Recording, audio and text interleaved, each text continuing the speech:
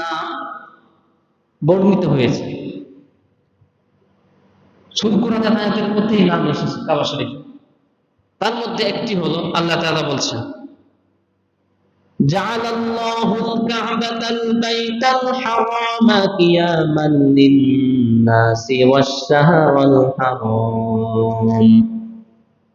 আল্লাহ তাআলা বলছেন জাআলাল্লাহুল কা'বাতাল বাইতাল হারাম, আল্লাহ রাব্বুল আলামিন এই কাবা শরীফকে, কাবা ঘরকে কিয়ামান লিন-নাস, মানব বন্যদের জন্য আশ্রয়স্থল বানিয়েছেন। কাবা শরীফ এমন একটি জায়গা যেটি হলো নিরাপত্তার স্থান, নিরাপত্তার জায়গা। মানুষেরা এখানে একত্রিত হতে পারে। এটা হলো ঐক্য করা একটা স্থান।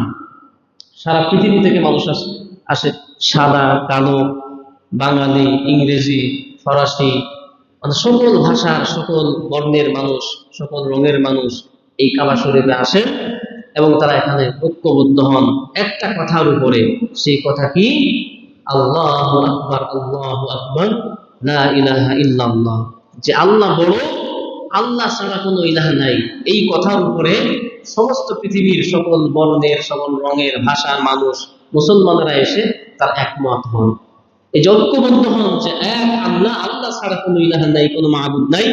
এই কথার সাক্ষ্যের উপরে মানুষেরা ঐক্যবদ্ধ হন। এই জন্য আল্লাহ তাআলা বলছেন কাবা হলো আল কাবা। এই মক্কা শরীফের এই কাবা ঘরের প্রথম নাম হচ্ছে কাবা। কাবা, এই কাবা নামটি কোরআন কারীমের মধ্যে সূরা মায়েদার 57 নম্বর আয়াতে এইভাবে আল্লাহ তাআলা বলছেন যে জাআলাল্লাহু কাবাতাল বাইতাল হারাম, যে আল্লাহ তাআলা এই পবিত্র ঘরকে, এই কাবা শরীফকে মানব বন্যদের জন্য করেছেন ঐক্যের একটি স্থান। এখানে মানুষেরা এসে ঈমানের ব্যাপারে, ইসলামের ব্যাপারে তারা ঐক্যবদ্ধ হন। তো এটা হচ্ছে কাবা। এরপরে কাবা শরীফের আরেকটি নাম রয়েছে আল বাইত। কাবা ঘরের আরেকটি নাম হলো আল বাইত। আল্লাহ রাব্বুল আলামিন কোরআন কারীমের মধ্যে বলছেন, শোনো, وَإِذْ جَعَلْنَا الْبَيْتَ مَثَابَةً لِلنَّاسِ وَأَمْنًا وَاتَّخِذُوا مِن مَّقَامِ إِبْرَاهِيمَ مُصَلًّى। আল্লাহ তাআলা বলছেন এই কাবা শরীফের আরেকটি নাম রয়েছে, তার নাম হলো বাইত। বাইতুল মানে ঘর, এটা হচ্ছে বাইতুল্লাহ, এটা হচ্ছে আল্লাহর ঘর। এই ঘরে আল্লাহ তাআলার ইবাদত করা হয়।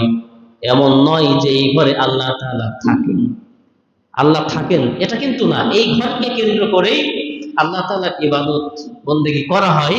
সেজন্য বলা হচ্ছে এটা হচ্ছে বাইতুল্লাহ, বা এর নাম হচ্ছে বাইত, ঘর। এই ঘরের ব্যাপারে আল্লাহ তাআলা বলছেন মাসাবাতাল লিন্নাস, মানুষেরা বারবার এই ঘরে আগমন করেন। একবার যদি কেউ মক্কা নগরীতে যেয়ে থাকেন, হজ বা উমরা করে থাকেন, বারবার ওই হাজী সাহেবের মন কাবার দিকে ঝুঁকতে থাকে, আরে যদি আরেকবার যেতে পারতাম, আরেকবারও যদি সুযোগ পেতাম। অনেক মানুষ আছেন বারবার উমরা করেন, তো কেমন করে নেশা হয়ে গেছে যে কাবা শরীফে মনে হয় প্রতি বছর হজের সময় আসলে আমি যাই হজে। অনেক মানুষ 5 বার 7 বার 10 বার হজ করেন, 5-7 বার 10 বার উমরা করেন। আমরা অনেকে মনে করি হয়তো বিলাসিতা, না, এটা হচ্ছে তার আত্মার খোরাক। সে চায় যে আমি কাবা শরীফ বারবার যাই, কাবাকে দেখি, সেখানে গিয়ে যে ইবাদতের যে তৃপ্তি, ইবাদত করার যে মানসিকতা, ইবাদত করলে পরে হৃদয় মন যে শান্ত হয়, স্থির, মানে হৃদয় যে ঈমানের স্বাদ খুঁজে পায়, সেই স্বাদ নেওয়ার জন্য মানুষেরা বারবার কাবা শরীফে আগমন করেন। এই জন্য আল্লাহ তাআলা বলছেন, আল্লাহ পাক বলছেন ওয়াইদ জাআলনাল বাইতা মাসাবাতাল লিন্নাস, এটা মানুষের জন্য বারবার আসার জায়গা। এবছর যাচ্ছে, আবার আগামীতে যাচ্ছে, 2-4-5 বছর পরে আবার যাচ্ছে, মানে সে সময় হলে বা সুযোগ হলেই মানুষেরা কাবা শরীফে যায়। আমরা তো চাই না, কিন্তু এমন বিভিন্ন মুসলিম কান্ট্রি আছে যারা লটারি করে যাওয়ার জন্য, তাদেরকে লটারি করতে হয় যে কার ভাগ্যে পড়ে হজ করার বা উমরা করার, এই সুযোগটা কার হয়। আমরা তো টাকার মোহে পড়ে, টাকার কৃপণতায়, সময়ের কৃপণতা এবং টাকার কৃপণতায় আমরা কাবা শরীফে যেতে পারি না। হজ করার মানসিকতা থাকে না, উমরা করার তো প্রশ্নই আসে না। কিন্তু এমনও মুসলমান মুসলমান কান্ট্রি আছে, তাদের ইসলামী শিক্ষাটা এতই বেশি যে তারা নিজেদের মধ্যে লটারি করে যে যার নাম আসবে এবছর সেই যাবে। গরু বিক্রি করে হোক, সম্পদ বিক্রি করে হোক, সে কাবা শরীফে যায়। তো এই জন্য আল্লাহ তাআলা বলছেন কোরআনের মধ্যে যে এটা মানুষের মধ্যে আমি ঢেলে দিয়েছি, মাসাবাতাল লিন্নাস, মানুষ বারবার এই কাবা ঘরে আসতে চাইবে। এই কাবা হলো নিরাপত্তার স্থান। পৃথিবীর কোথাও যদি একজন মানুষ নিরাপত্তা লাভ না করতে পারে, কাবা শরীফ এমন একটি জায়গা যেখানে গেলে পরে আল্লাহ তাআলা তাকে নিরাপত্তা দান করে দেন। কারণ সেখানে মানুষ হত্যা করাও পাপ, সেখানে একটা গাছ থাকলে গাছটা কাটাও পাপ, যদি একটা ঘাস জন্মে ঘাসটা উপড়ে ফেলানো সেটাও পাপ। সেখানে কোনো কিছু মারা যাবে না। যদি সাপ দেখে কেউ, ব্যাঙ দেখে, কোনো পোকামাকড় দেখে, যে কোনো জিনিস এই কাবা শরীফে অর্থাৎ বাইতুল হারাম, হারাম যে এরিয়াটি, এই এরিয়ার মধ্যে হত্যা করা এটা স্পষ্ট হারাম। যদি ঘোর শত্রু, যার উপরে যাকে হত্যা করা ফরজ হয়ে গেছে, যাকে একজন মানুষ 10 জন মানুষকে খুন করেছে, তো একে তো যখন তখন যেখানে সেখানে ক্রস ফায়ার করা উচিত। তাকেও যদি ওই হেরেমে পাওয়া যায়, তাকেও ধর্ম বলে, কোরআন বলে, ইসলাম বলে তাকে ওখানে মারা যাবে না, তাকে সেখান থেকে তাকে সরিয়ে নিয়ে অন্য জায়গায় মারতে হবে। কিন্তু কাবার ভেতরে বা হেরেম শরীফের মধ্যে তাকে হত্যা করা যাবে না, কারণ এই জায়গাটা হলো নিরাপত্তার স্থান। আল্লাহ তাআলা এটাকে নিরাপত্তা দিয়েছেন। এরপর আল্লাহ তাআলা বলছেন ওয়াত্তাখিযু মিন মাকামি ইব্রাহিম মুসাল্লা, আর এই কাবা শরীফের পাশেই রয়েছে মাকাম ইব্রাহিম। মাকাম ইব্রাহিম এমন একটি পাথর, এমন একটি স্থান, হযরত ইব্রাহিম আলাইহিস সালাম যখন কাবা শরীফ নির্মাণ করছিলেন, দেওয়াল যখন উঁচু হয়ে গেল, হাত পাওয়া যায় না, এখনকার মিস্ত্রিরা তারা বিভিন্ন ভাবে চাটাই ব্যবহার করে, বাঁশ টাস দিয়ে একটু উঁচু করে টেবিলের উপরে দেখা যায় অনেক সময় দাঁড়িয়ে তার কাজ সারে। ইব্রাহিম আলাইহিস সালামের সময় টেবিল পাবেন কোথায়? তখন হয়তো এইসব জিনিসের আবিষ্কারই হয় নাই। বাঁশ খুঁটি কোথায় পাবেন? আল্লাহর কাছে বললেন রব্বুল আলামিন, আপনি যে এস্টিমেট দিয়েছেন, আপনি যেই ঘরটি কেমন হবে তার স্ট্রাকচার আমাকে দেখিয়েছেন, এই উঁচুতে আমি কিভাবে কাজ করব? এত উঁচুতে আমি তো হাত পাবো না। আল্লাহ তাআলা ফেরেশতাদের মধ্য দিয়ে জান্নাত থেকে একটি কুদরতি পাথর পাঠিয়ে দিলেন। এই পাথরটির উপরে ইব্রাহিম আলাইহিস সালাম যখন দাঁড়াতেন, পাথরটি অটোমেটিক লিফটের মতো উঁচু হয়ে যেত। আবার যখন নিচ থেকে যখন পাথর বা অন্যান্য জিনিস নেওয়ার দরকার হতো, সঙ্গে সঙ্গে পাথরটি নিচেই নেমে যেত। এটা গল্প কাহিনী না, এই পাথর এখনো আছে। এখন আমরা নেটের মারফতে দেখতে পারি, অথবা যারা যান তারা তো দেখেই আসতে পারেন। মাকাম ইব্রাহিম একটি পাথর, যে পাথরের উপরে বাবা ইব্রাহিম আলাইহিস সালামের পায়ের ছাপ স্পষ্ট সেখানে দেখা যায়, যে সেখানে দাঁড়িয়েছিলেন, সেই পায়ের নিজের শরীরের ওজনে, ওয়েটে ওখানে পায়ের চিহ্ন হয়ে গেছে। তো এই মাকাম ইব্রাহিম, আল্লাহ তাআলা বলছেন কাবা শরীফ হলো নিরাপত্তার স্থান। এটি হলো মাকাম ইব্রাহিম মুসাল্লা, যেখানে ইব্রাহিম আলাইহিস সালাম দাঁড়িয়ে দাঁড়িয়ে কাবা শরীফ নির্মাণ করেছিলেন। সেখানে তোমরা সেটা হলো নামাজের স্থান, এখানে নামাজ পড়া ভালো। এবং এই কাবা শরীফ এটি হলো পবিত্রতম ঘর, মানুষের নিরাপত্তার স্থান, এখানে মানুষ বারবার আসতে চায়। তো এই কাবার আরেকটি নাম হলো বাইতুল, কাবা শরীফের আরেকটি নাম সেটা হলো বাইতুল আতিক। আতিক আল্লাহ তাআলা কোরআনে কারীমের মধ্যে বলছেন সুম্মা লিয়াকুদু তাফাসাহুম ওয়া লিয়ুফু নুযুরাহুম ওয়া লিয়াতাওয়াফু বিল বাইতিল আতিক। আমরা বলি কাবা ঘর, কাবা ঘরের অনেকগুলি নাম আসছে কোরআনের মধ্যে। কাবা ঘরের তৃতীয় নাম্বার নাম হলো আতিক। অনেক মানুষের নাম রাখা হয় আতিক, অনেক ছেলেদের নাম রাখা হয়, এটা খারাপ না, ভালো। আতিক শব্দের শাব্দিক অর্থ হলো প্রাচীনতম, পুরাতন, প্রাচীনতম। আল্লাহ পাক বলছেন সুম্মা লিয়াকুদু তাফাসাহুম, যারা হজ বা উমরা করতে যান, হজ করতে গেলে পরে হজের কাজ কাম যখন শেষ হয়ে যাবে, তারা যেন তাদের চুল দাড়ি নখ ইত্যাদি পরিষ্কার পরিচ্ছন্ন করে দেয়। দেখবেন যারা হজ করতে যান তারা নানা হন, টাক হন, তাদের হজের কাজকর্ম যখন শেষ হয়ে যায়, আরাফাতের কাজ, মিনা মুজদালিফার কাজকর্ম যখন শেষ হয়, তাদের চুল কাটতে হয়, দাড়ি মোছ ইত্যাদি একটু কেটে দিতে হয়। এরপরে হাত পায়ের নখ, অন্যান্য জায়গায় যে পশমাদি আছে সবকিছু ক্লিয়ার করতে হয় হজের কার্যক্রম করার শেষে, যখন কুরবানি হয়ে যাবে তখন। এটা হলো নিয়ম। এই নিয়মটা কোথা থেকে আসে? এই কোরআনে কারীম আল্লাহ তাআলা ঘোষণা করছেন। আল্লাহ বলছেন ওয়ালিউফু নুযুরাহুম, তারা যেন তাদের মান্যতকে পূর্ণ করে। ওই সময়কার মানুষ তারা মান্যত করতো, আল্লাহ আমার সন্তান যদি বেঁচে থাকে কাবা শরীফে একটা উট দান করব, আমার মেয়ে যদি বেঁচে থাকে কাবা শরীফে একটা গরু দান করবো, একটা দুম্বা দান করবো, খাসি দান করব। এভাবে করে তাদের নিজ নিজ দেশ থেকে তারা উট, ছাগল, গরু ইত্যাদি কামার উদ্দেশ্যে নিয়ে যেত। এই যে মান্যত করা গরু, ছাগল ইত্যাদি, আল্লাহ বলছেন যে যখন হজের কাজকর্ম যখন শেষ হয়ে যাবে তখন তারা এভাবে যেন চুল দাড়ি ইত্যাদি নখ নখ পরিষ্কার করে এবং তাদের মান্যতকে পূর্ণ করে। আর ওয়ালিয়াতাওয়াফু বিল বাইতিল আতীক, বাইতুল আতীক অর্থাৎ এই কাবা ঘর, এই প্রাচীনতম কাবা ঘরের যেন তারা তাওয়াফ করে, চতুর্দিক দিয়ে 7টি চক্কর যে দিতে হয়, তাওয়াফ করতে হয়, এই তাওয়াফ যেন তারা করে।